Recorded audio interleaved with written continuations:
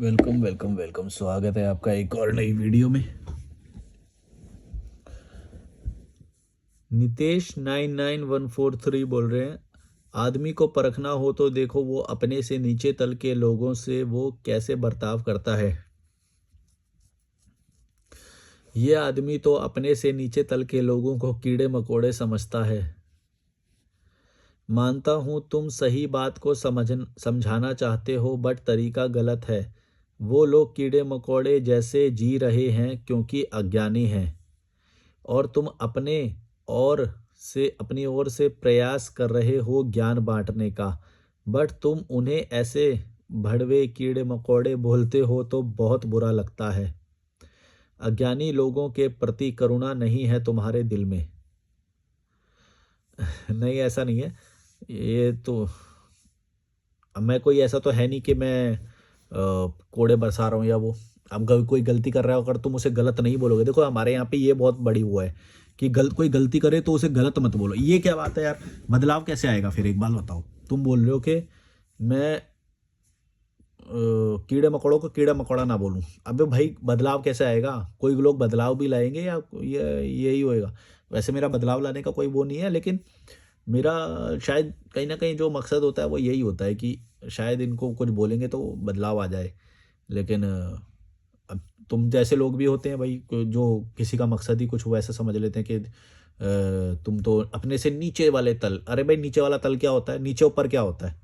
नीचे ऊपर किस मायने में होता है बताओ? किस मायने में तुम कैलकुलेट कर रहे हो? नीचे वाला तल क्या होता है किस मायने में? ज्ञान के लेवल पे, पैसे के लेवल पे, या किस लेवल पे बोल रहे हो? कोई नीचे ऊपर नहीं होता है, सब लोग बराबर होते हैं। लेकिन वो जानबूझ के गलत कर रहे हैं, जानबूझ के वो गलत करना चाहते हैं। और गलत और सही, सिर्फ गलत और सही होता है। ये नहीं होता है कि वो नीचे वाले स्तर पे है तो गलत कर सकता है इस बहाने कि भाई हम तो अज्ञानी है, भाई हम तो करेंगे, यह करेंगे, हम तो करेंगे ही करेंगे। ये क्या बात होती है भाई? कैसे करोगे? और करोगे भी तो चलो करो। तो तुमको कोई करने से नहीं रोक सकता, मुझे कोई बोलने से नहीं रोक सकता। अब बोलो फिर, तुम मेरे को क्यों गलत बोल रहे हो भाई? मतलब तुम चाहते हो कि वो करे जाए और कोई कुछ ना बोले, ये बोल रहे हो तुम? कि कोई कुछ बोले ही ना, करे ही ना, कि उसका सही तरीका भी हो सकता है। तो सही तरीका तू अपना के करके दिखा भाई। मैं जितनों को कर रहा हूँ तू उससे ज्यादा करके दिखा, मैं तेरे को मान जाऊंगा। मैं भी मानूंगा तेरा तरीका ज्यादा बढ़िया है भाई। मक्खन लगा लगा के सबको सही करेंगे। सही कर रहे हो भाई, बाबूजी आप भी सही कर रहे हो, बाबूजी आप भी सही कर रहे हो। ऐसे करेंगे हम भी। हैं? बहुत बढ़िया करे हो भाई, 6 बच्चे पैदा करे आपने तो, वाह वाह क्या बात है यार, क्या बात है। सबको दुख में डाला, वाह वाह क्या बात है। ऐसे करेंगे फिर हम भी। ये ज्यादा सही है ना? करके दिखाना फिर, चेंज ला के दिखा। ये क्या बात होती है कि भाई किसी किसी के उससे तुम जल रहे हो तो किसी को कुछ ना कुछ बोलना है तो तुम ये बात बोल दे रहे हो? ऐसे क्या होता है? अपने से नीचे तल को कैसा बर्ताव करता है ये देखो। और क्या है? ये आदमी तो अपने से नीचे तल के लोगों को कीड़े मकोड़े समझता है। वो तो है ही कीड़े मकोड़े, तो नीचे नीचे है तो कीड़ा मकोड़ा ही तो हुआ, और कौन हुआ? लेकिन कीड़ा मकोड़ा वो अपनी मर्जी से है। वो नीचे वाले तल पे है तो वो अपनी मर्जी से है, इसलिए बोलना जरूरी है उनको। ऐसा नहीं है कि वो कल को वापस नहीं आ सकता। कल को क्या, अभी इसी क्षण वो मेरे तल पे आ सकता है। वो जानबूझ के नहीं आ रहे हैं तो क्या बोले उनको बताओ? कोई अपनी मर्जी से ऊपर नहीं आ रहा है तो क्या बोले उनको? क्योंकि मैं खुद आया हूं, मेरे को ये बात मालूम है कि जो जो लोग कर रहे हैं ना, ये सब अपनी मर्जी से कर रहे हैं। सब लोग ये बहाना लेते हैं, ये इमोशनल उसका कि भाई देखो मेरी मम्मी है, मेरे बूढ़े माँ बाप हैं, ये हैं वो हैं, हैं, हम छोड़ के ऐसे नहीं जा सकते, तुम्हारी तरह हम नहीं कर सकते। ये सब लोग बहाने मारने में वो हैं। अब बताओ, तुम तुम दूर क्या बोल रहे हो? मैं तो तुम्हें मान लो जानता भी नहीं हूँ, लेकिन मैंने अपने समाज में तो देखा है ना, जिन लोगों के साथ मैं पला बढ़ा हूं, मैंने उनको तो देखा है ना।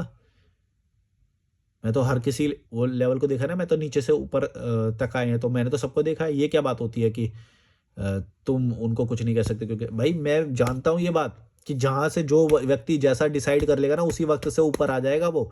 जो तुम बोले निचले स्तर पे अपनी मर्जी से है, वो मैं गारंटी दे रहा हूँ तुम्हें। थोड़े बहुत ही स्टेप हैं जो उठा लोगे तो आराम से बंदा ऊपर आ जाएगा। आना ही नहीं चाहते, आना ही नहीं चाहते। उन्हें रस आ रहा है उसमें, मजा आ रहा है उन्हें। क्या बोलोगे बताओ? ऐसे लोगों को क्या बोलोगे? गाली दे सकते हो तो शायद समझ में आ जाए। समझ में तो वैसे भी आएगी, समझना तो पड़ेगा, थोड़ा टाइम लग जाएगा वैसे। और हम जैसे लोग आके गाली दें तो शायद जल्दी समझ में आ जाए थोड़ा।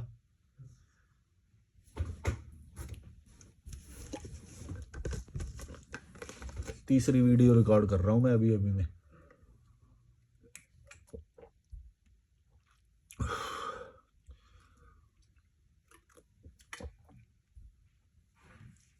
कोई कोई दिन ऐसा जाता है कि एक भी वीडियो रिकॉर्ड करने का मन नहीं करता, और कोई कोई दिन 4-5 हो जाते हैं।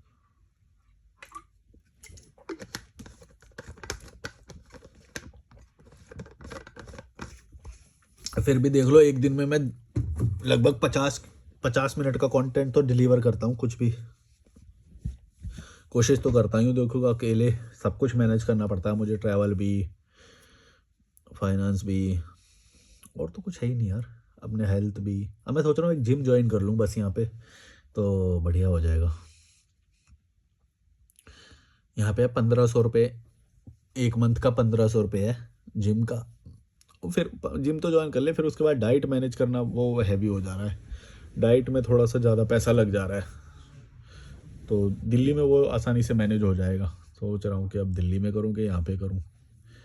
दिल्ली में तो मेरा मन ही नहीं लगता है, दिल्ली तो नहीं जाना है मुझे। थोड़ा एक्स्ट्रा पैसा ही खर्च हो जाएगा, तो यहीं पे ही सोच रहा हूँ मैं।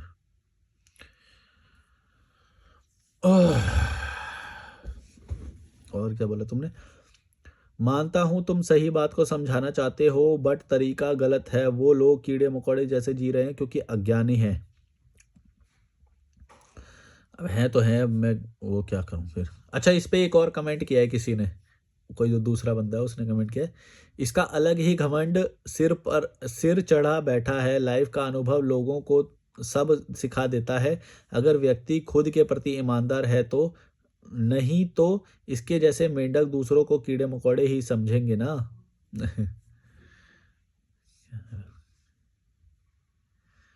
घमंड सर पे चढ़ रहा है, बताओ। मेरे सर पे घमंड चढ़ रहा है बोल रहा है।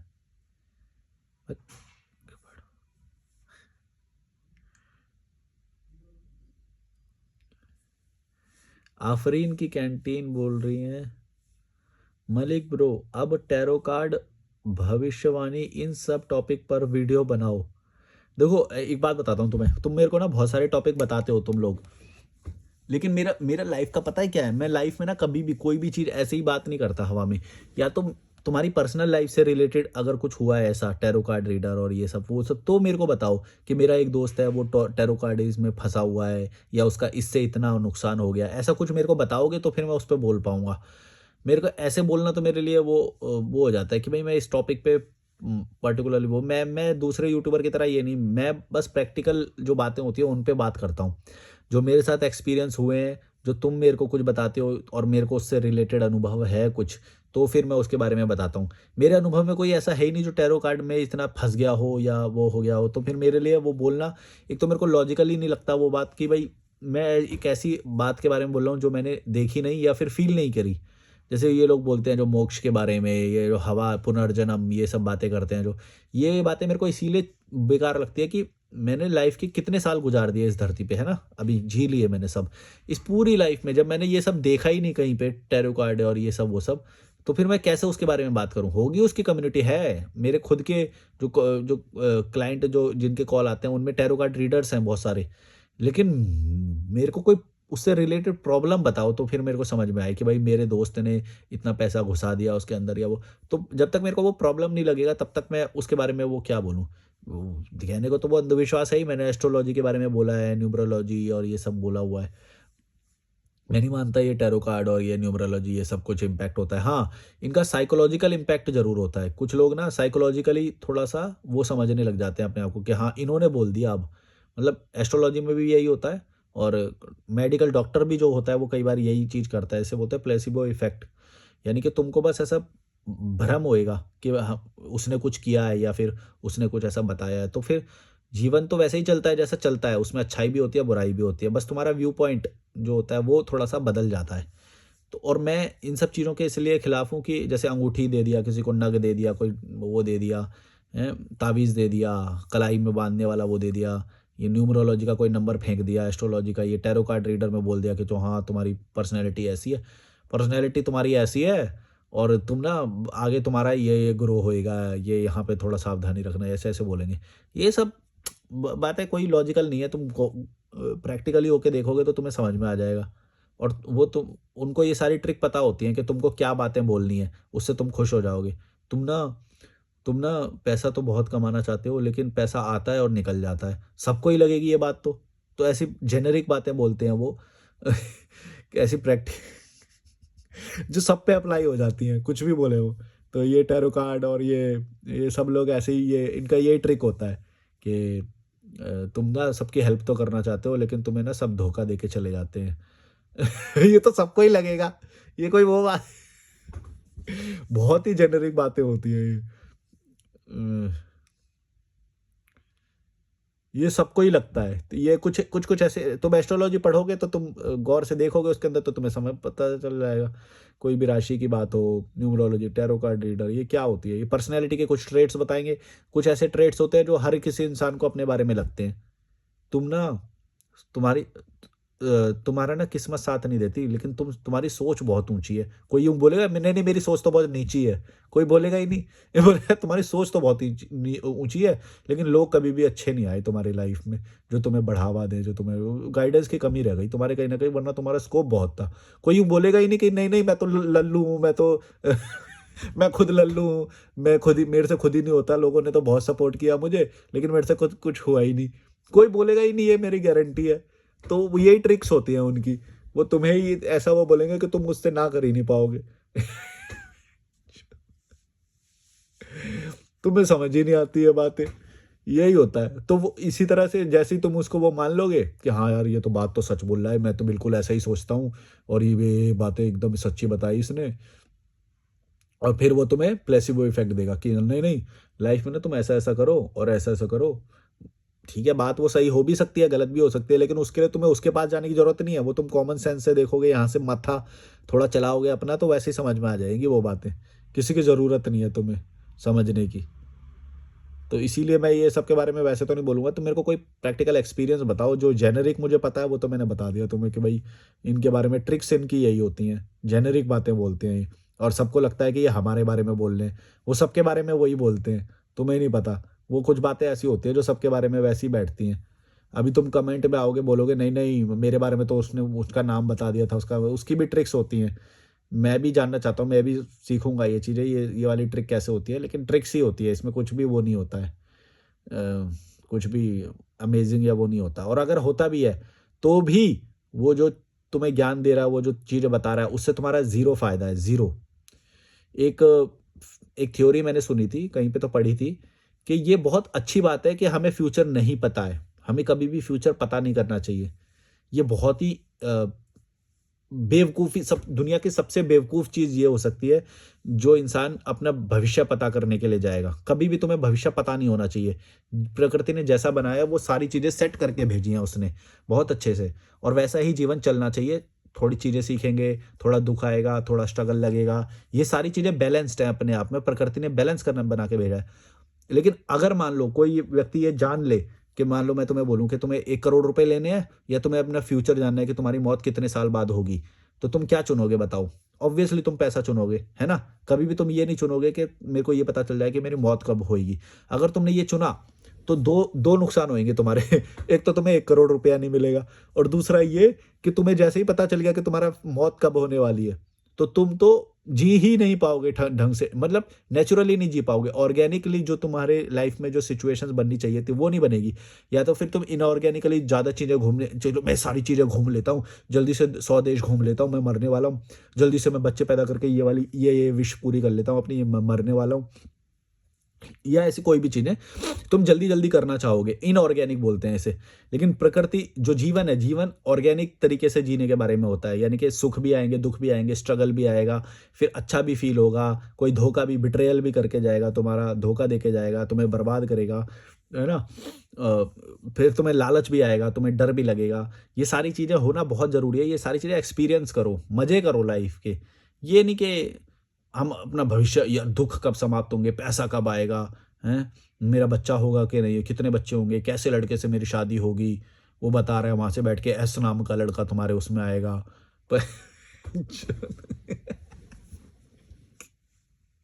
क्या बेवकूफ़ियानापन है यार ये, कोई लॉजिक है इन बातों को जानने का? मुझे बताओ।